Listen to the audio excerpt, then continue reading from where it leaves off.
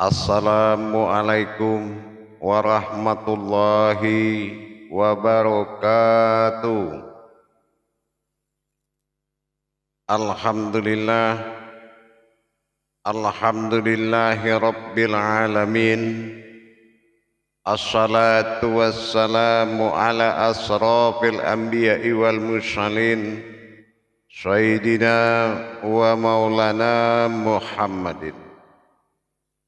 Asyhadu an la ilaha illallahul malikul haqqul mubin, wa asyhadu anna Muhammadan abduhu wa rasuluhu was-sadiqul wa'dal amin. Allahumma sholli wa sallim wa barik wa karim ahzanul nabil karim, ihdinil ladzi min jamalika wa innal ladzi min jalalika wa innahu min kitabika wa tahirin wal mujahidina amma ba'du. Ibadullah wa ittaqullah. Bersyukur kita kepada Allah dengan mengucapkan alhamdulillahirabbil alamin atas segala karunia, limpahan rahmah dan hidayahnya, sehingga kita dapat menjalankan amanahnya, beramal dan beribadah zahir batin dunia dan akhirat. Bersalam kita tidak akan pernah kita lupakan, marilah sama-sama kita sampaikan kepada junjungan kita Nabi Allah, Nabi akhirul zaman, Rasulullah Muhammad sallallahu alaihi wasallam. Atasnya kalimahnya kita kalamkan bersama-sama dengan membacakan Allahumma sholli ala sayyidina Muhammad wa ala alihi sayyidina Muhammad. Alhamdulillah, bertemu lagi dengan saya Guru Mursyid Syekh Nur Muhammad Buya Irwan Maulana Al-Khalidi, Pasaman, Sumatera Barat.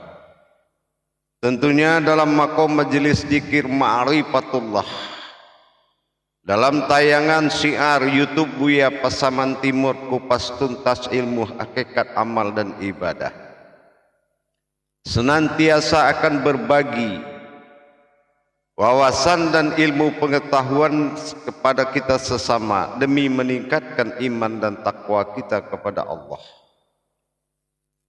Berbagi bukanlah karena banyak, tetapi karena ketulusan hati sesama kepada Allah.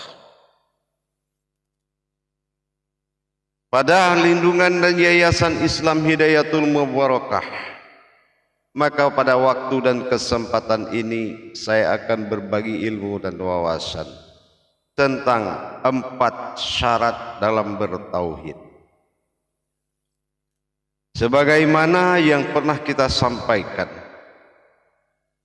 bertauhid kepada Allah, mentauhidkan diri kepada Allah, artinya dikala pengakuan tauhid kita sudah sempurna, arti sudah sempurna dalam bentuk pengakuan adanya Tuhan dan adanya umat yang harus menjadi 2 jiwa. 2 jiwa yang berkembang dalam diri kita dinamakan dengan hayatullah, satu kehidupan. Inilah yang dikatakan antara rahasia dan rasa yang bergejolak di dalam diri kita. Rasa dikatakan rahasia dalam bentuk kata yang sama, sir berarti rahasia, sir juga berarti katanya rasa. Dengan demikian perlulah kita pahami bagaimana kiat-kiat kita untuk belajar berma'rifatullah kepada Allah.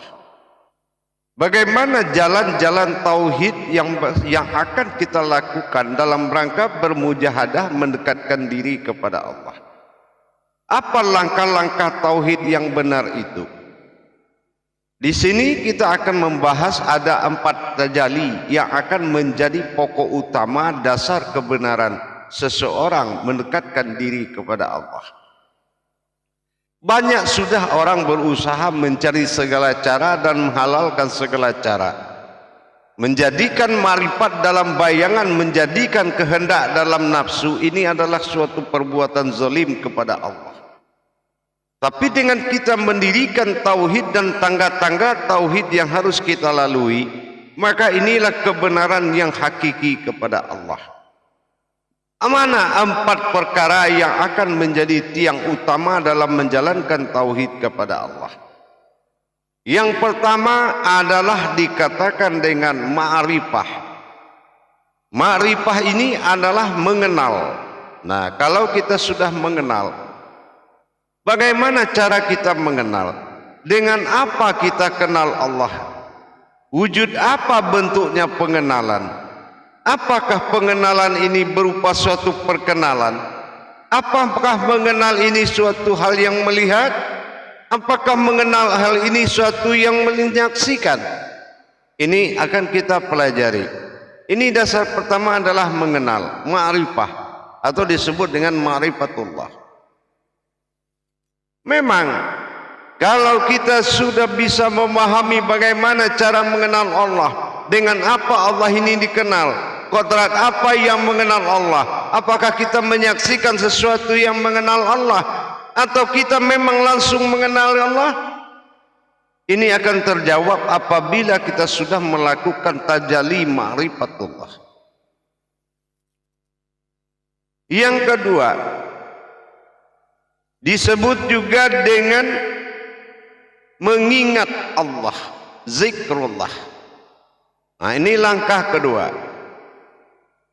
Kalau kita sudah pernah belajar bagaimana cara mengingat Allah, dengan apa Allah itu diingat, bagaimana mengingatnya, apakah ingatan ini mampu mengingat Allah, atau ada sesuatu yang kita saksikan dalam mengingat Allah, ataukah sesuatu kita yang mengingatkan kita kepada Allah?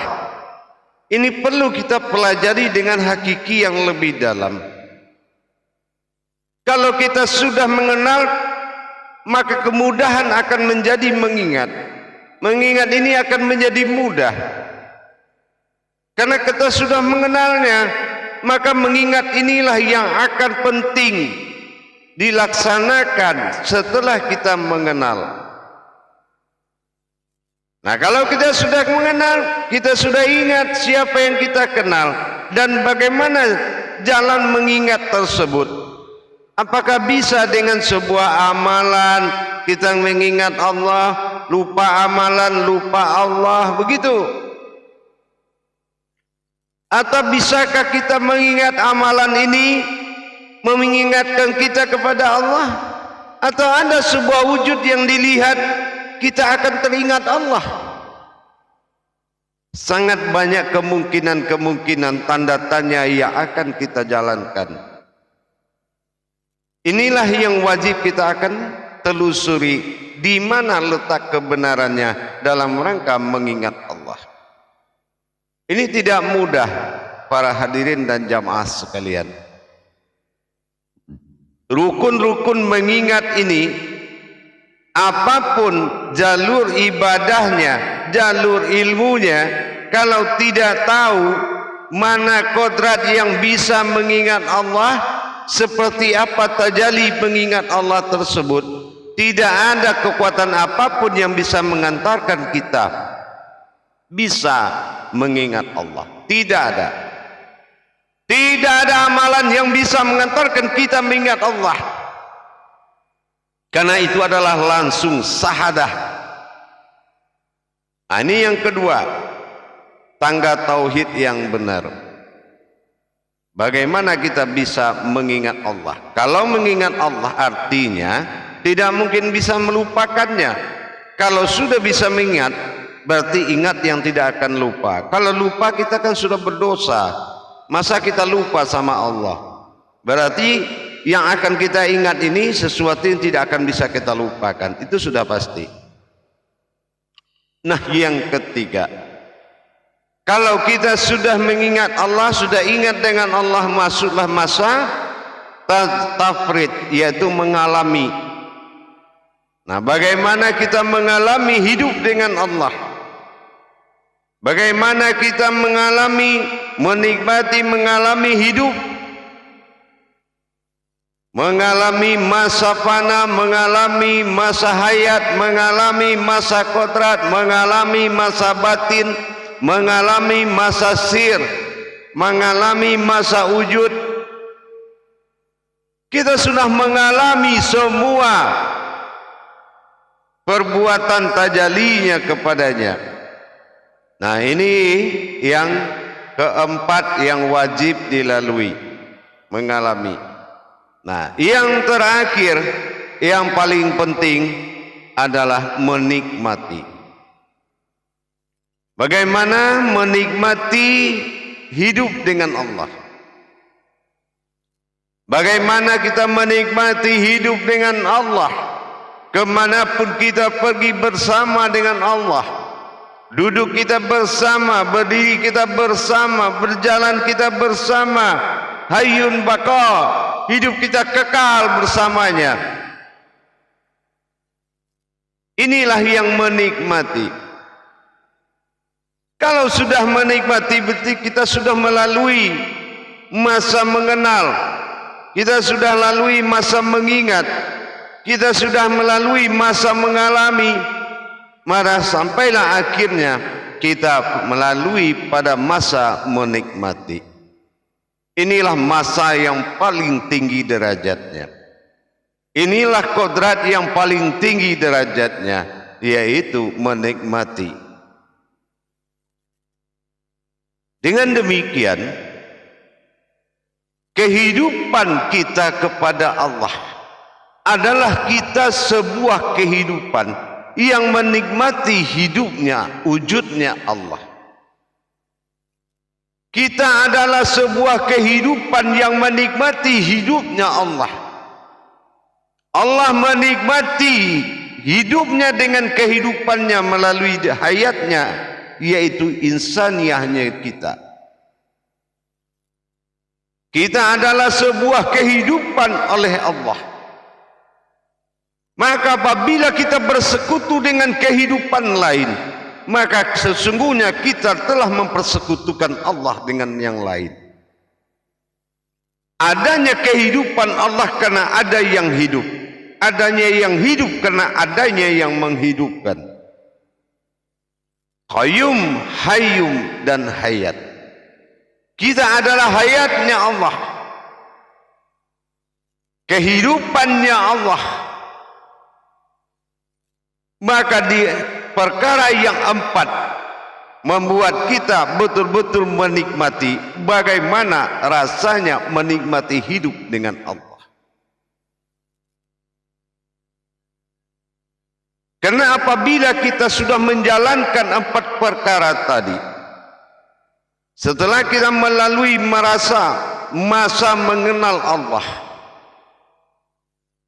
mana hakikat yang mengenal Allah, mana diri yang mengenal Allah, mana yang kita saksikan sesuatu yang berkenal dengan Allah. Ini adalah suatu kepastian, ma'rifatullah. Kalau kita sudah melalui masa ma'rifatullah itu, artinya tidak ada lagi yang kita kenal melainkan wujudnya semata. Wujudullah. Tidak lagi kita kenal dengan siapapun dan bentuk apapun kecuali pada mengenal dia semua. Pengenalan wujudullah pada diri adalah yang hakiki. Disinilah kita tanamkan bagaimana kita bisa mengabdi kepada Allah sebagai suatu kodrat kehidupannya. Kodrat kehidupannya yang mengabdi kepadanya yang telah melalui empat proses tadi. Maka sudah nyatalah kita menikmati. Bagaimana kita menikmati hayat zahirnya. Bagaimana kita menikmati hayatnya, wujudnya sendiri. Dan bagaimana kita menikmati dunia ini dengan hayatnya. Dan bagaimana kita menikmati berkalam dan berkauni dengannya. Inilah yang dikatakan puncak ma'rifatullah. Seseorang telah melalui masa menikmati. Kalau sudah melalui masa menikmati, tidak ada lagi yang diagungkan melainkan dia semata. Tidak ada lagi yang nyata melainkan dia semata. Tidak ada lagi yang hayat melainkan dia semata. Tidak ada yang wujud melainkan dia semata. Tidak ada yang seperti kita melainkan dia semata. Inilah yang dikatakan hayat. Hayat yang didohirkan, an'amta alaihim wujud diri sebuah Tuhan. Kalau sudah berwujud diri sebuah Tuhan, nyatalah pada zahirnya, wa zahiru alal batinu. Zahir ini penampakan dari sebuah batin. Ini adalah iman tertinggi. Kalau orang belum pernah merasakan bagaimana perjalanan tauhid, maka dia sulit untuk menetapkan ketuhanan pada dirinya. Jadi kalau kita belajar ilmu tauhid, hati-hati di dalam mempelajarinya. Karena dalam hidup beragama ini layaknya kita dalam sebuah stadion bola. Ada yang hanya pantainya menonton dan tidak mau bekerja dan tidak mau berbuat. Ada yang bisanya hanya bersorak tapi tidak mau bermain. Ada yang pandai bermain tapi tidak mau diatur oleh wasitnya. Ada yang mengutamakan emosinya tanpa peduli penonton dengan wasitnya. Inilah agama. Tetapi kalau di dalam wujud, dalam ma'rifatullah kita bertauhid kepada Allah, semua adalah wujud yang sama. Tidak ada perbedaan pandangan antara kita dengan yang kita pandang. Inilah yang dikatakan sudul kasrah fil wa'dah, sudul wa'dah fil kasrah. Melihat yang banyak daripada yang satu, melihat yang satu daripada yang banyak. Dengan demikian, kita sudah bisa menikmati bagaimana hayatnya Allah. Kita hidup dengan hayatnya. Kita ada sebagai hayatnya. Kita melayani wujudnya sebagai sebuah hayat. Inilah pengabdian yang nyata. Dengan proses yang kita lalui, 4 makom yang telah kita lalui, maka jelas sangat sudah. Betul al-malikul haqqul mubin. Nyatalah sudah diriku itu, kata Allah. Wasadikul ba'dal amin. Itulah diriku yang satu. Nah, bagaimana kita bisa menyatakan hal itu? Dengan tidak adanya keraguan-raguan. Kalau ada keraguan, silakan cari hakmu. Jamaah yang dirahmati Allah, rahimakumullah. Jadi dengan kita belajar bagaimana kita menata 4 perkara ini. Ini adalah tangga tauhid yang sangat tinggi kebenarannya. Mulai dari mengenal Allah sampai ke tingkat mengingat Allah, sampai kepada ke tingkat kita bisa mengalami dengan Allah, dan terakhir menikmati hidup dengan Allah. Ini ketinggian ma'rifat, puncak ma'rifatullah. Jadi kita laluilah 4 perkara ini, insya Allah tidak lagi kita artinya berbicara dengan sebuah keadaan, tapi sudah berbicara dengan sebuah wujud. Tidak lagi jatuh ke dalam hakikat, tetapi nyatalah dalam rahasia. Tidak lagi berumpama dalam hakikat, tapi nyatalah dalam rahasia. Dengan demikian, mari kita tingkatkan iman dan takwa kita kepada Allah dengan belajar meningkatkan tauhid diri kita.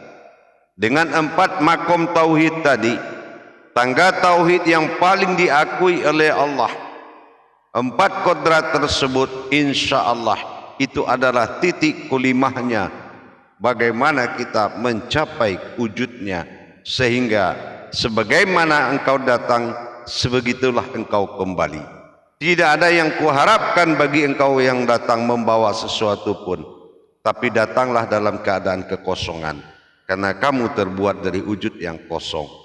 Jadi janganlah kamu meriakan dirimu dengan segala bentuk amaliyah, tetapi kamu tidak bisa menetapkan dirimu sebagaimana wujudmu datang dan wujudmu begitu kembali. Alif pada datang dan alif pada kembali. Inna lillahi, maka pertahankanlah Dunia ini tempat ujian bagaimana kamu mempertahankan wujud Allah itu dari segala gelombang kehidupan. Ingat, sebesar-besarnya ombak di laut tidak akan bisa menghasilkan satu ekor ikan pun. Begitu juga iman seorang yang bertuhan kepada Allah.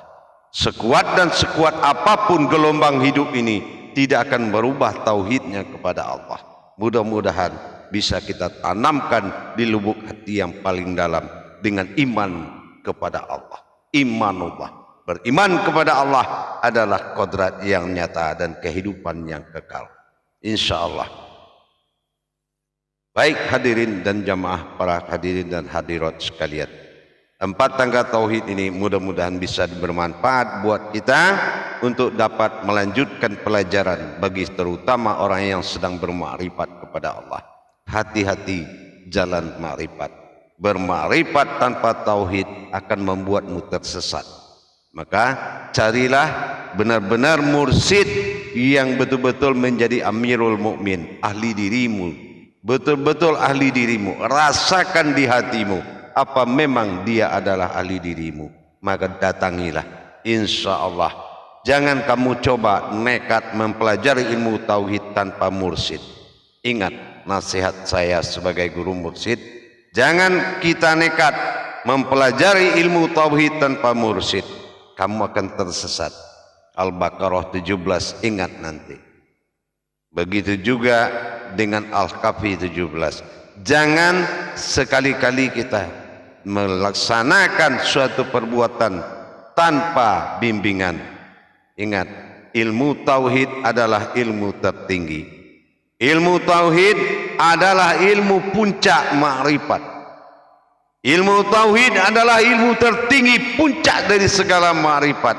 Jadi berhati-hati dalam menjalankannya dan berhati-hati berkalam tentang tauhid kepada amaliyah, karena ini akan menjadikan fitnah.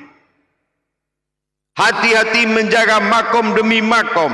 Jangan kita memiliki pemahaman tauhid untuk mencerca orang amaliyah. Itu tidak boleh, karena tidak ada perbedaan dalam satu perbuatan. Hanya imanlah yang menentukan tinggi atau rendahnya seseorang kepada Allah. Aku dalam prasangka umatku, bukan perbedaan terhadap umat. Ingat itu. Hati-hati, ilmu tauhid makom tertinggi yang harus di dalam bimbingan guru mursyid. Insya Allah, mudah-mudahan dengan 4 perkara tadi kita selamat di dalam mentauhidkan diri kita kepada Allah. Insya Allah, mudah-mudahan mari kita capai, mari kita cari, mari kita dekati. Jangan tenang hidup tanpa Tuhan, jangan tentram hidup tanpa Tuhan. Ingat, kalau hanya sekedar hidup, yang di hutan itu juga hidup. Tapi ingat, kita adalah kehidupan yang hidup, yaitu Allah Subhanahu wa Ta'ala. Menjadi hayatnya Allah adalah suatu janjian yang tidak boleh diingkari lagi. Hayyum dan hayat. Barakallah ya Karim, ya Rahman, ya Rahim. Insya Allah. Bagi yang jamaah hadirin yang ingin mendapatkan bimbingan, silakan mencari aplikasi Buya Pasaman Timur, klik dan ikuti. Silakan mendaftarkan untuk mendapatkan bimbingan seminggu sekali dalam ilmu tauhid, yaitu tauhid ilahiyah, sirriyah dan ghaibiyah. Insyaallah dalam mencapai iman dan takwa kepada Allah. Amin ya Karim, amin ya Rahman, amin ya Rahim. Akhirul kalam, wabillahi taufiq wal hidayah. Assalamualaikum warahmatullahi wabarakatuh.